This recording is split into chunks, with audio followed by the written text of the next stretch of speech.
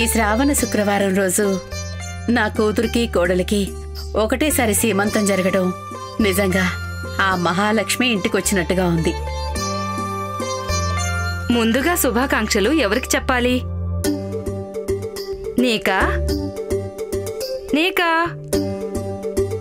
లేక ఈ వయసులో తల్లి కాబోతున్నా మీకా?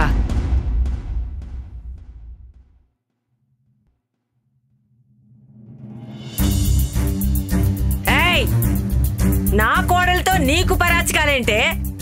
కనీసం దాని వయసునైనా గౌరవించవా నువ్వు? నేనేమి పరాచకాలు ఆడటం లేదు. ఇదిగో ఆవిడ గారి స్కానింగ్ రిపోర్ట్ డాక్టర్ దగ్గర మర్చిపోయింది.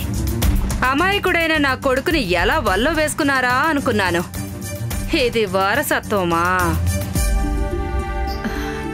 ఈ వయసులో మళ్ళీ అమ్మా నాన్నలు కాబోతున్న వీళ్లపై పిల్లలు ప్రేమను చూపిస్తారా, ద్వేషం చూపిస్తారా?